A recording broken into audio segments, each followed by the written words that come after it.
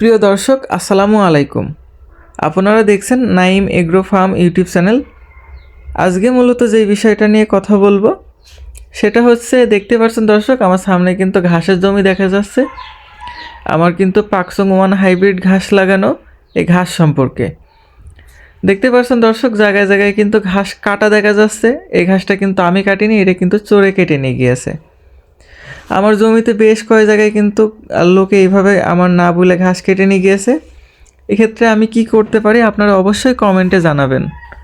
আর একটা জিনিস দর্শক, আমি ইউটিউবে অনেক ভিডিও দেখেছি, অনেক খামারিদের সাথে কথা বলেছি, তারা বলে নো ঘাস নো খামার। ঘাস চাষ মানে খামার করতে হলে ঘাস চাষ করা বাধ্যতামূলক, করাই লাগবে।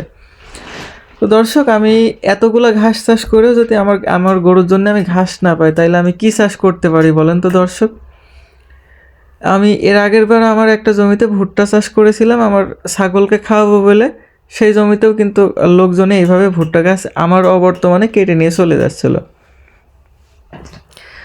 দর্শক, এখন কিন্তু শীতকাল, শীতে কিন্তু ঘাস কম বাড়ে। আমি কিন্তু শীতের আগে আমার ঘাসটা তৈরি করে নিয়েছি।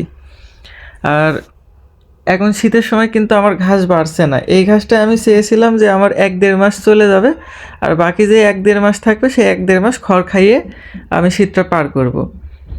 কিন্তু আমি ঘাসের জমিতে তেমন আসি না।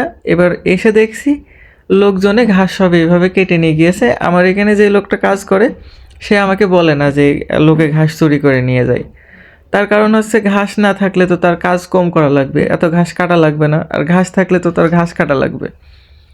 তো দর্শক, যারা নতুন খামার করতে চাচ্ছেন তাদের উদ্দেশ্যে আমি একটা কথাই বলবো, যে আপনারা ঘাস চাষ করেন, ঘাস চাষ না করলে খামার করতে পারবেন না।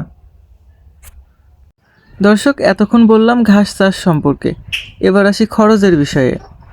আমার যে 3.5 বিঘা জমি ঘাস চাষ করা আছে, সেতে আমার এক চালানে, মানে আমি যখন ঘাস কেটে আবার ঘাসটা তৈরি করতে আমার 15 থেকে 20 হাজার টাকা খরচ হয়, কি আরও বেশি হয়।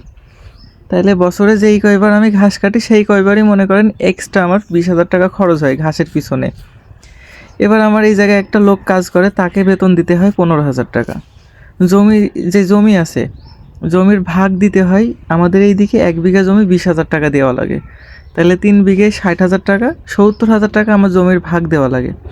তাহলে আমার ঘাস তৈরি করতে আমার বছরে প্রায় 1.5 থেকে 2 লক্ষ টাকা ঘাসের পিছনে আমার ব্যয় হচ্ছে।